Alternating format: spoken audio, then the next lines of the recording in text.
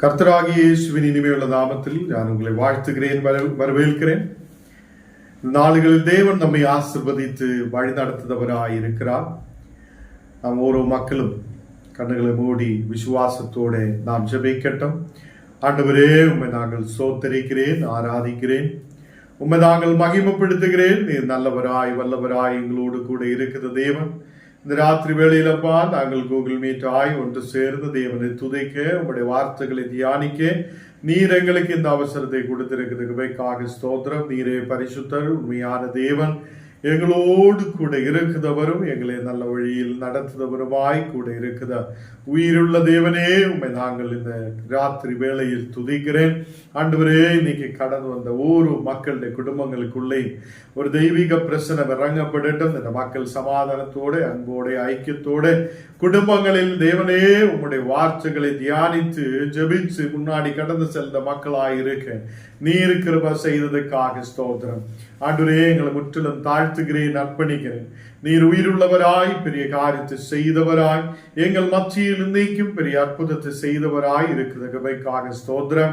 தேவனே, இந்த உலகத்தில் நாங்கள் கர்த்தரே ஆயிருக்கும் போது உன்னை ஸ்தோத்தரிக்க, உண்மை ஆராதிக்க, உம்முடைய நாமத்தை உயர்த்த நீர் எங்களுக்கு கிருபை செய்ததுக்காக ஸ்தோத்திரம். ஆண்டவரே, எங்களை முற்றிலும் தாழ்த்துகிறேன். இனி வர வேண்ட மக்களையும் நீர் கூட்டி வருத்து இயேசுவின் நாமத்தில் தரபிதாவே, ஆமேன், ஆமேன். கர்த்தர் நம்மை ஆசீர்வதித்து வழி நடத்துவார். இந்த ராத்திரி வேளையில் தேவனுடைய வார்த்தைகளை தியானிக்க கர்த்தர் உங்களுக்கு கிருபையை செய்திருக்கிறார். இன்னைக்கு காலை தினத்திலும் தேவனுடைய வார்த்தைகளை தியானிக்க தேவனோடு கூட ஆயிருக்க கர்த்தர் நமக்கு கிருபை செய்திருந்திருக்கிறார். நல்ல ஒரு வசனத்தை தேவன் நமக்கு கொடுத்திருக்கிறார். நேற்று தினத்தில் நாம் ஏலியாவுடைய ஜெபத்தை குறித்து நாம் தியானித்து வந்து கொண்டிருந்திருக்கிறார்.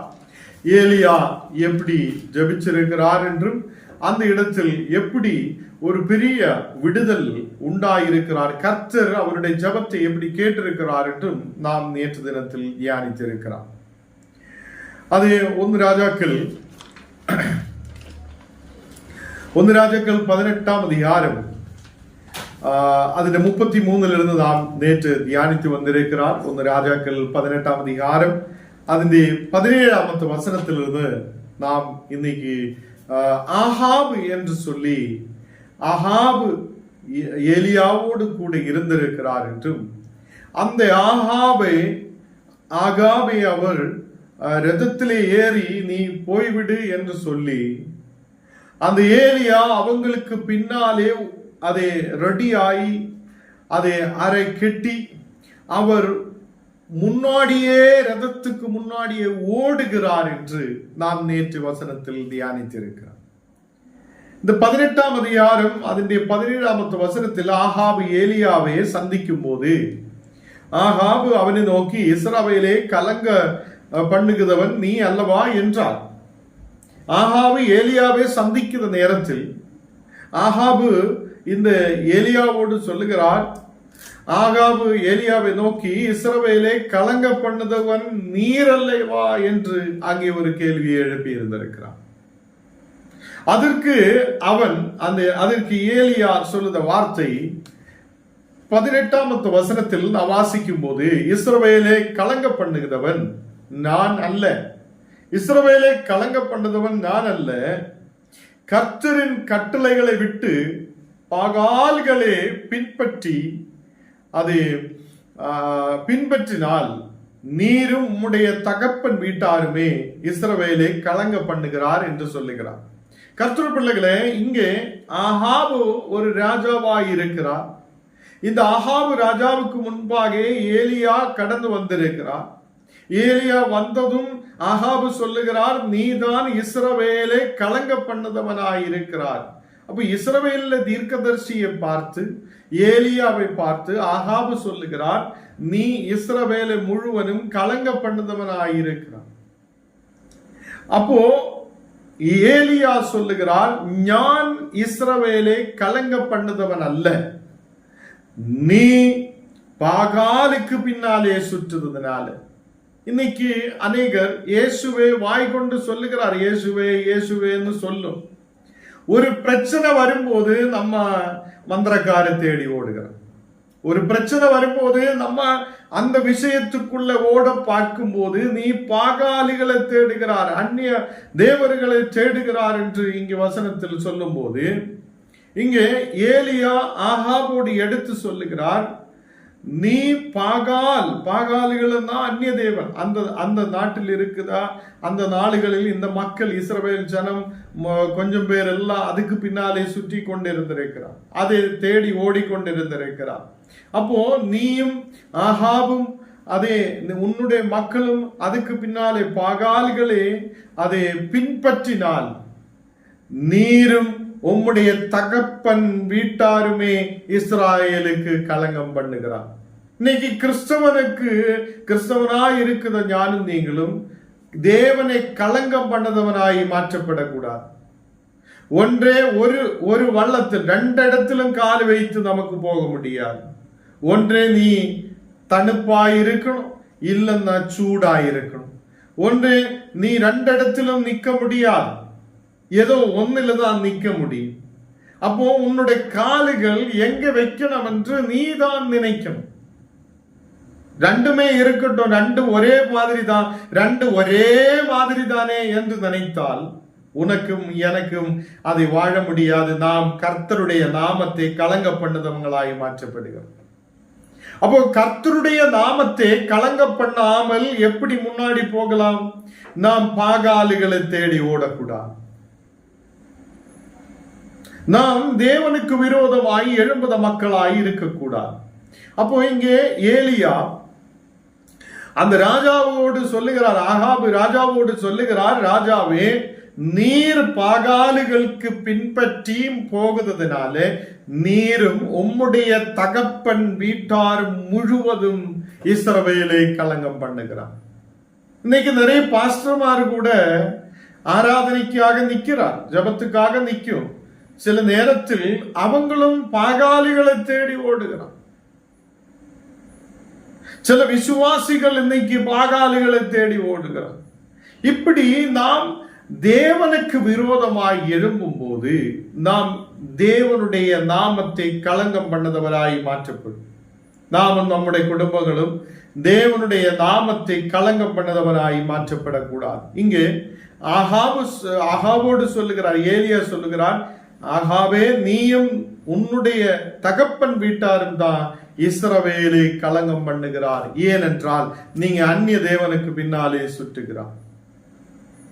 19வது வசனத்தில், இப்போதும் கர்மேல் பர்வதத்திலே இஸ்ரவேல் அனைத்தும் பாக்காலின் தீர்க்கதரிசிகள் 450 பேரையும் இஸ்ரவேலின் பந்தியிலே சாப்பிடுகிற தோப்பு விக்கிரகத்தின் தீர்க்கதரிசிகள் 400 பேரையும் என்னிடத்தில் கூட்டிக் கொண்டு வர ஆட்களை அனுப்பும் என்றார்.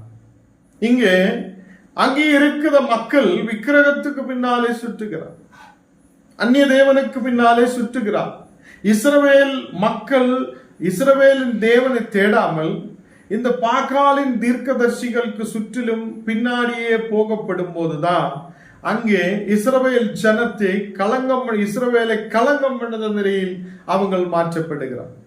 இவங்களே பாகாலின் தீர்க்கதரிசிகளை கூப்பிடுங்க என்று சொல்லப்பட்டிருக்கிறார். நமக்கு தெரியும், நேற்று நாளுகளில் நாம் அதை தியானித்திருக்கிறார். அந்த 450 பாகாலின் தீர்க்கதரிசிகளுக்கு முன்பாகியும் ஏலியா ஒரே ஒரு ஆளாக நின்று ஜபம் பண்ணி உயிருள்ள தேவன் உண்டு என்று அவன் நிரூபித்து காட்டியிருக்கிறான். வானத்திலிருந்து அக்கினியை இறக்கி, ஜபிக்கும் போதே அக்கினி இறக்கி அந்த பலிபீடத்தை முழுவதும் பட்சித்து விடுத தரத்தில் கர்த்தருடைய அக்கினி அங்கே ஜெபிச்சு இறக்குறது நாம் பார்த்திருக்கிறோம். கர்த்தருடைய பிள்ளைகளே, இந்த தீர்க்கதரிசிகள் இந்த இஸ்ரவேல் ஜனத்தை அதை பாகாலிற்கு அடிமையாய் மாற்றிக் கொண்டிருந்திருக்கிறது. அப்போதான் இந்த தீர்க்கதரிசி ஆகாபுக்கு முன்பாக வந்து நிற்கிறார். நாம் எதுக்கு இந்த வசனம் திருப்பி எடுத்தென்றால், ஆகாபு என்று சொல்லும்போது இந்த ஆள் யாரு என்று உங்களுக்கு புரியணும். இன்னைக்கு நிறைய வசனங்கள் நாம் கேட்கிறது, உங்களோட புக்குகளில் எழுதி வைங்க. நாங்கள் இந்த வசனம் தியானித்திருக்கிறார், எனக்கு இன்னென்ன விஷயங்கள் புரிந்திருக்கிறார் எழுதி வைங்க. இந்த நாடுகளில் இங்கே 450 அதே பாகாலின் அதே தீர்க்கதரிசிகளே அங்கே கூட்டி வர சொல்லும் போது இந்த ஏலியா சொல்லுத ஒரு வார்த்தை மெயினாக அங்க நமக்கு பார்க்க முடியும். நீங்கள் எவ்வளவு நாள் குந்தி குந்தி நடக்கும் என்று கேட்கிறார். அவர் ஒரு வார்த்தை எழுப்புகிறார், நீங்க எவ்வளவு நாள் குந்தி குந்தி நடக்கும். அந்த 19, 20, 21 வசனங்களில் எல்லாம் நமக்கு பார்க்கும்போது அவர் சொல்லுது, பாக்கால் தேவனே நீ தேவனானால், இந்த பாக்கால் தேவனானால் நீங்க அவனை பின்பற்றுங்க. இஸ்ரவேலின் அதே தேவன் அவர் உண்மை உள்ளவர் என்றால் நீங்க அவரை பின்பற்று. நீங்க ரெண்டுக்கும் கூட சேர்ந்து நிக்க முடியாது. இன்னைக்கு எல்லாரும் சொல்லுவோம், நமக்கு ரெண்டு பக்கம் நிக்கலாம், அந்த பக்கம் நிக்கலாம், இந்த பக்கம் நிக்கலாம்னு நினைக்க. அப்படி வேதத்தின்படி நிக்க முடியாது. நீ ஒன்னே அந்த பக்கம் நிக்கணும், இல்ல நீ இந்த பக்கம் நிக்கணும். ரெண்டு காரில் நமக்கு கால் வைத்து ஓட முடியாது, ரெண்டு வள்ளத்தில் கால் வைத்து நமக்கு போக முடியாது. அப்போ இங்கே ஏலியா அதை எடுத்து சொல்லுகிறார். ஏலியா சொல்லுகிறார், நீ ஒன்னே இஸ்ரவேலின் உயிருள்ள தேவனை தேடி நீ போ, இல்லாவிட்டால் நீ பாக்காலு தேவன் என்று உனக்கு புரிந்தால் நீ அவனுக்கு பின்னாலே செல் என்று சொல்லுகிறார். அதனால்தான் அவர் அந்த இடத்தில் இந்த வார்த்தை எடுக்கிறார், நீங்கள் எவ்வளவு நாள் குந்தி குந்தி நடக்கும் என்று ஒரு வார்த்தையை எடுக்கிறார். தேவ பிள்ளைகளே, இங்கே நாம் பார்த்திருக்கிறார், கர்த்தர் ஏலியாவுடைய ஜெபத்தை கேட்டிருக்கிறார். ஏலியா ஜெபிக்கும் போது, கர்த்தரே என்னுடைய ஜெபத்தை கேட்டருளும், என்னுடைய ஜெபத்தை கேட்டருளும் என்று சொல்லும் போது அந்த இடத்தில் அதை அவர் கேட்டு அங்கே ஒரு பதிலை அனுப்புகிறார். தேவ பிள்ளைகளே, அவர் நேற்று தினத்தில் நாம் தியானித்திருக்கிற கர்த்தாவே நீ தேவனாகிய கர்த்தர் என்றும், தேவரீர் தங்கள் இருதயத்தை மறுபடியும் திருப்பினீர் என்றும் இந்த ஜனங்கள் அறியும்படிக்கு என்னை கேட்டருளும், என்னை கேட்டருளும் என்று ஜெபிச்சிருக்கிறார். இந்த ஜெபத்தை வாஸ்தவமாக ஆண்டவர் அதை கேட்டிருக்கிறார். இந்த ஜெபத்தை ஆண்டவர் கேட்டிருக்கிறார். தேவ பிள்ளைகளே, இந்த ஜெபத்தை ஆண்டவர் கேட்டு அந்த 450 தீர்க்கதரிசிகளுக்கு செய்ய முடியாதது ஏலியா ஒரே ஒரு ஆளாக நின்று, நீங்க அதுதான் கவனிக்கணும். நீங்க ஒண்டியா நின்றாலும், நீங்க தனிமையா இருந்தாலும், நீங்க எங்க எல்லாம் தனிமையாய் நிற்குதோ அந்த இடத்தில் தேவன் உன்னோடு கூட இருக்கிறார் என்று நம்பிக்கை வைக்கட்டும். அல்லேலூயா. எத்தனை பேர் நம்பிக்கை வைக்கிறார்? ஐயோ ஆண்டவரே, நான் தனிமையா இருக்கிறார், யாருமே இல்லையே, என்ன நடத்த யாருமே இல்லையே, நான் முன்னாடி போக முடியாதே, நான் எப்படி வாழ்க்கை கொண்டு போகும், நான் எப்படி இந்த குடும்பத்தை நடத்துவேன் எல்லாம் சொல்லி நீ கவலைப்பட்டு கொண்டிருக்கலாம். இந்த நேரத்திலும் தேவ வசனம் சொல்லுகிறார், நீ தனிமையா இருந்தாலும் நீ இஸ்ரவேலின் தேவனே, உயிருள்ள தேவனை நீ நம்பிக்கை வைக்கும் போது அவர் உன்னுடைய ஜெபத்தை கேட்டருள்ள தேவனாய் இருக்கிறார். அவருடைய காதுகள் உமக்காக திறக்கப்பட்டிருக்கிறது, அவருடைய கண்கள் உமக்காக திறந்திருக்கிறது, அவர் உன்னை பார்க்கிறவராய் இருக்கிறார் என்று சொல்லப்படுகிறார். அப்போ இந்த தேவனை நீ பார்க்கும் போது, இந்த தேவனை, உயிருள்ள தேவனை நீ சார்ந்திருக்கும் போது நீ எதுக்கு பாக்காலுக்கு பின்னாடி சுற்றணும்? சரி, அந்த பக்கம் போய் ஒரு கயிறு கட்டிட்டு வர, அப்பதான் நமக்கு நல்லா இருக்கும்னு சொல்லி இன்னைக்கு பிள்ளைகள் எல்லாம் கயிறு கட்ட ஓடுகிறான். இங்க கட்டிய பாஸ்டர் பார்க்கணும்னு சொல்லி இந்த பக்கம் எல்லாம் கெட்டி வைத்துட்டு ஓடுகிறான், ஏதோ என்ன வழி நடத்தும் சொல்லி கேட்டுக்கிறான். அப்போ நீ அந்த பக்கம் இந்த பக்கம் நிக்க முடியாது. நீ நிக்குதென்றால் கர்த்தருக்குள்ள நிக்கணும். இந்த நாளுகளில் நீ ஜபிக்கிறதென்றால் கர்த்தரோடு கூட ஜபிக்கணும். இல்லாவிட்டால் உனக்கு அதுதான் பிரியமா இருக்குது, அந்த பக்கம் தான் பிரியமா இருக்குதுன்னா நீ அந்த பக்கம் போகலாம். அதுவும் வேணும், இயேசு வேணும்னு சொல்ல முடியாது, அது வேணும், கர்த்தர் வேணும்னு சொல்ல முடியாது. அது இங்க வசனம் அதை நமக்கு ஒத்து போகிறது இல்லை. அப்போ கர்த்தருடைய பிள்ளைகளே, அவர் பட்சித்து விடுத அக்கினியாய் இருக்குது. நாம் ஜெபிக்கும் போதே அந்த பலிபீடத்தின் மேல் வைத்திருந்த எல்லாற்றையும் அதை அந்த அக்கினி பட்சித்து விட்டது. அந்த விறகெல்லாம் பட்சித்து விட்டது. அதுக்கு கீழே இருந்த பெரிய கல்லுகள் அதுவும் அந்த அக்கினியால் பட்சித்து விட்டது. அங்கே எதுவும் இல்லை, மண்ணு கூட, அதுக்கு கீழே இருந்த மண்ணு கூட, அந்த பலிபீடத்துக்கு சுற்றிலும் இருந்த தண்ணீர் கூட நக்கி விட்டது என்று சொல்லுகிறார். அந்த தீ அதை நக்கி விட்டது என்று சொல்லுகிறார். அவ்வளவு பெரிய தீ அந்த இடத்தில் இறங்கி இருக்குது. அப்போ கர்த்தருடைய அக்கினிக்கு முன்பாக நமக்கு நிற்க முடியாது. கர்த்தருடைய பலத்துக்கு முன்பாக நமக்கு நிற்க முடியாது. அப்போ அவ்வளவு பெரிய தேவன் நம்மோடு கூட இருக்குது. அந்த தேவனை நாம் புரியட்டும். கர்த்தர் உயிருள்ளவர்.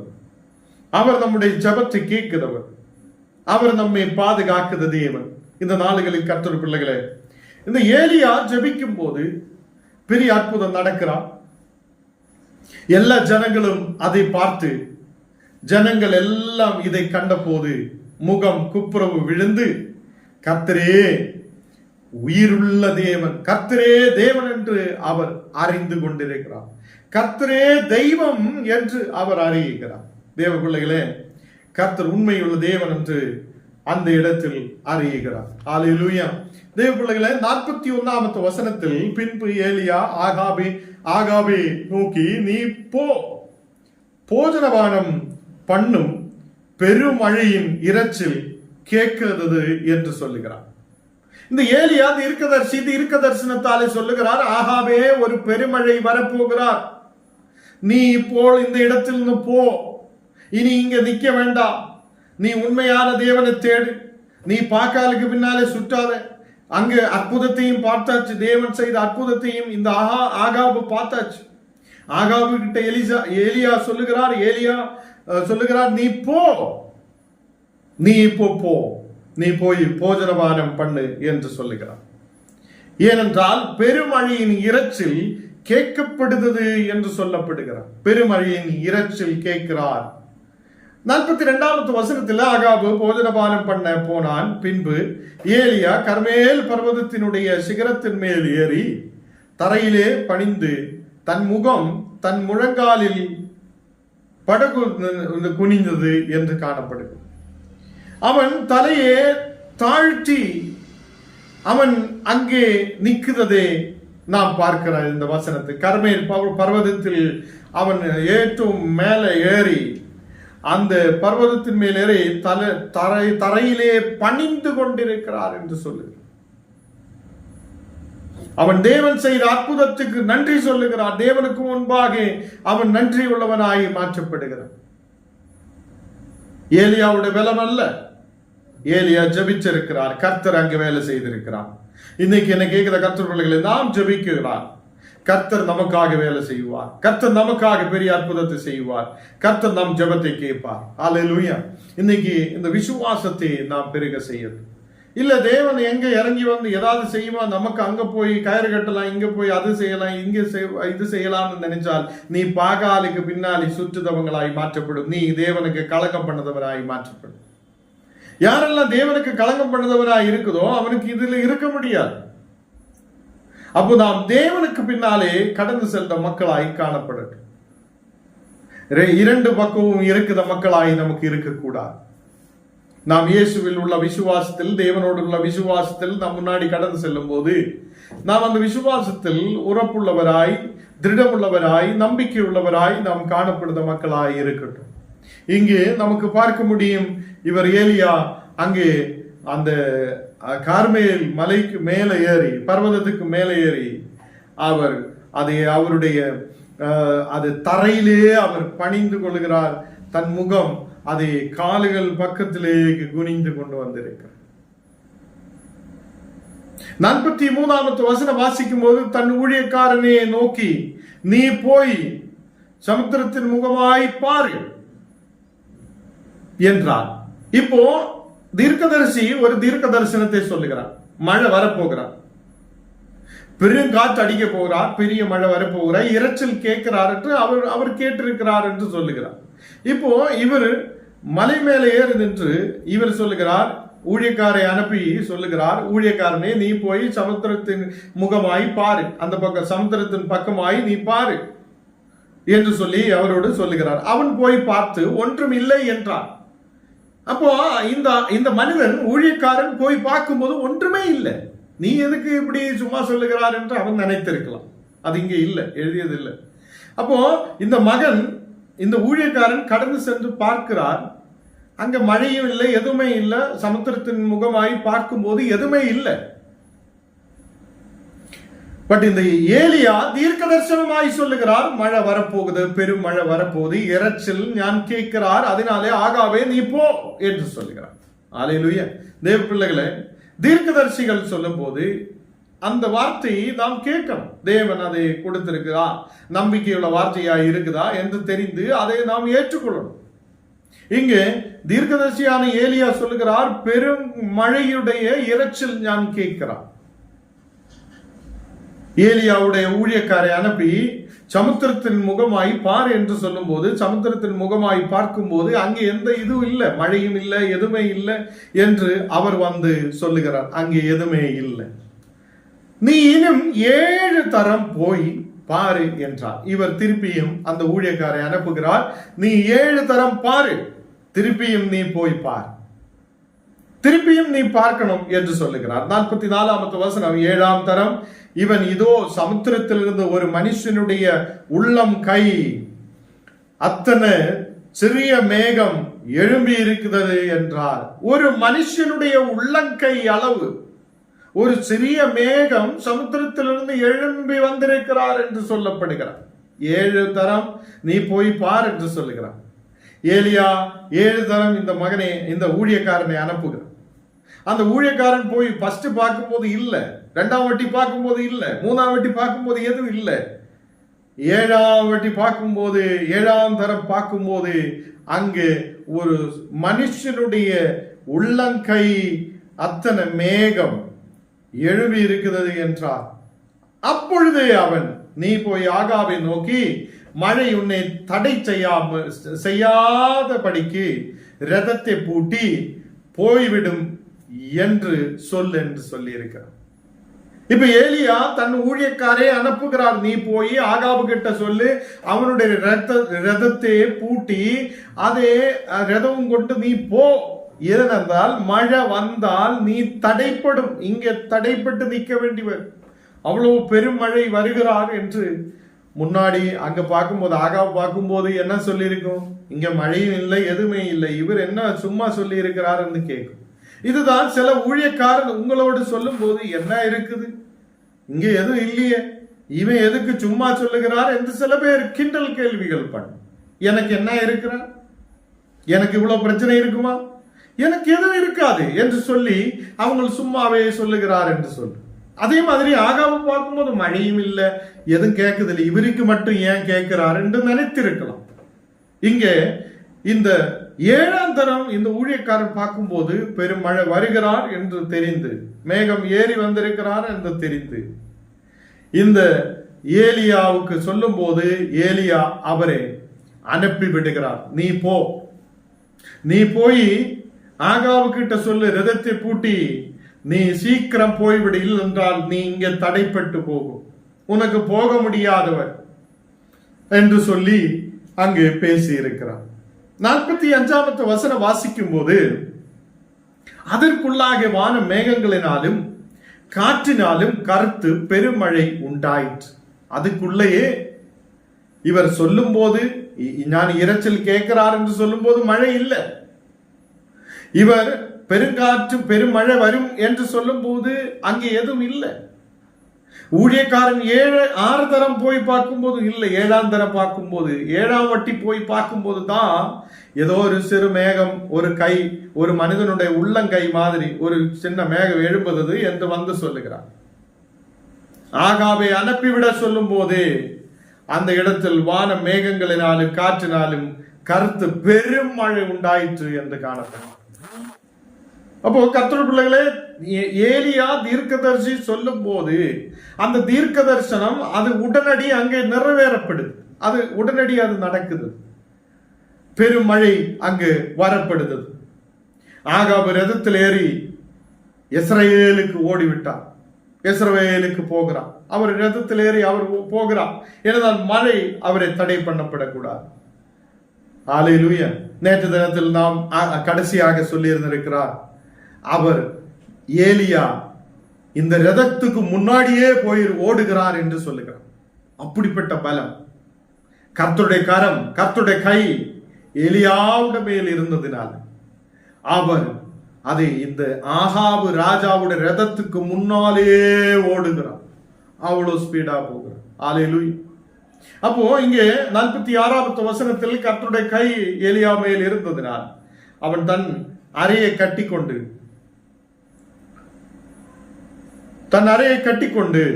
இஸ்ரவேலுக்கு வருமட்டாக ஆகாவுக்கு முன் ஓடினான் என்று சொல்லுகிறார். ஆகாவுக்கு முன்னாலே ஓடுகிறார்.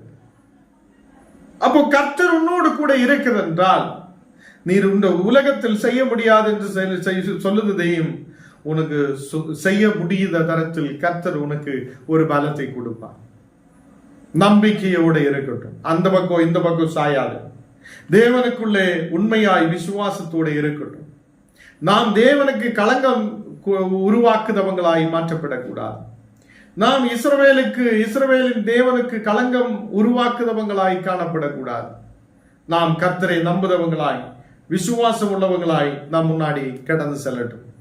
ஏனென்றால் கர்த்தருடைய கை நம்மோடு கூட இருக்குது. எத்தனை பேர் நம்பிக்கை வைக்கிறார்? கர்த்தருடைய கரம் நம்மோடு கூட இருக்குது.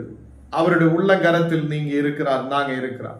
அவருடைய உள்ளங்கரத்தில் இருக்கிற நாம் பாதுகாப்போடு அவர் நம்மை வழி நடத்துவார். கர்த்தருடைய பிள்ளைகளே, இந்த நாளுகளில் கர்த்தருடைய கை ஏலியா மேல் இருந்ததுனாலே அவர் ஆகாவுக்கு முன்பாக அவன் ஓடுகிறான். ஆகாவுக்கு முன்னாலே அவன் ஓடினான் என்று காணப்படுகிறான். தேவ பிள்ளைகளை, இந்த நாளுகளில் நாம் தேவனுக்கு முன்பாக உட்கார்ந்து ஜெபிக்கும் போது நம்முடைய ஜெபத்தை தேவன் கேட்கிறார். நாம் தாழ்மையோட தேவனே கேட்டருளும் என்று சொல்லும் போது, தேவனே என்னுடைய ஜெபத்தை கேட்டருளும் என்று சொல்லும் போது, அந்த ஜெபங்களை கேட்டருள தேவன் உண்மையுள்ளவராய் நம்மோடு கூட இருக்கிறார். ஹல்லேலூயா. இன்னைக்கு நாம் கண்ணுகளை மூடலாம், ஜெபிக்கலாம். ஆண்டவரே, இந்த ராத்திரி வேளையிலப்பா உம்முடைய வசனங்களை தியானிக்க நீர் எங்களுக்கு கிருபை செய்ததுக்காக ஸ்தோத்திரம். நாங்கள் கூகுள் மீட்டாய் ஒன்று சேர்ந்த தேவனே, உம்முடைய வார்த்தைகள் விதவிதமான வீடுகளில் இருந்து தூரத்திலிருந்து இந்த வசனங்களை கேட்கிற ஒவ்வொரு மக்கள் ஆண்டவரே விசுவாசத்தோட நம்பிக்கையோட உம்மை பின்பற்ற நீர் கிருபை செய்யும். ஆண்டவரே, நாங்கள் உமக்கு களங்கத்தை உருவாக்குதவங்களாய் அல்ல, உமக்கு விரோதமாய் எழும்புதவங்களாய் அல்ல. நாங்கள் விட வேண்டதெல்லாம் விட்டு, பாகாலிகளை விட்டு தேவனிலேக்கு திரும்பப்பட நீர் கிருபை செய்யும். ஆண்டவரே, நீர் எப்போதும் எங்கள் ஜெபத்தை கேட்கிறவர். ஏலியா ஜெபிக்கும் போது பெரிய விடுதலை அங்கு அனுப்பி என்றார், பெரிய அற்புதத்தை நீர் செய்து என்றால் எங்கள் ஜெபங்களையும் கேட்க நீர் உயிர் உள்ளவர் என்று நாங்கள் நம்பிக்கை வைக்கிறேன். இந்த ராத்திரி வேளையிலப்பா இந்த மக்களுக்காக விசேஷமாய் ஜெபிக்கிறேன். சமாதானம் இல்லாத கண்ணீரோட பாரத்தோட ஆயிருக்கிற ஒரு மக்களுக்காக ஜெபிக்கிறேன். இந்த மக்களோட வாழ்க்கையில் ஒரு பெரிய நன்மை உண்டாக, ஆசீர்வாதம் உண்டாக, இந்த மக்கள் தீர்க்காயுசோட பலத்தோட இருக்கிற செய்ததுக்காக ஸ்தோத்திரம். எல்லா அந்தகாரத்தின் கிரியைகள் எரிக்கப்படட்டும், எல்லா பலவீனங்கள் எரிக்கப்படட்டும், எல்லா சத்ருவின் கிரியைகள் எரிக்கப்படட்டும். இந்த நாடுகளில் ஒரு குடும்பங்களில் தெய்வீக சமாதானம் இறங்கி வருவதற்காக ஸ்தோத்திரம். கட பிரச்சனைகள் இயேசுவின் நாமத்தில் எரிக்கப்படட்டும். தேவனே, இந்த நாடுகளில் அப்பா எல்லா எதிர் சக்திகள் மந்திர கிரியைகள் எதிராக நிற்கிற போராட்டங்கள் பூர்வமாய் எரிக்கப்படட்டும். நீர் எங்களோடு கூட இருக்கிறவர், நன்மை செய்தவர் நீரே, பாதுகாக்குதவர் நீரே, எங்களை வழி நடத்துதவர் நீரே. நீர் எங்களோடு கூட இரு, எங்களை தோள் மேல் சுமக்குதவராய் கூட இருக்கிறதற்காக ஸ்தோத்திரம். இன்னைக்கு கடந்து வந்திருக்கிற ஒவ்வொரு மக்களுடைய குடும்பங்களில் ஒவ்வொரு தேவைகளையும் நீர் சந்திக்கத்தக்கவைக்காக ஸ்தோத்திரம். எங்களை முற்றிலும் தாழ்த்துகிறேன், அர்ப்பணிக்கிறேன். இயேசுவின் நாமத்தில் தன பிதாவே, ஆமென்.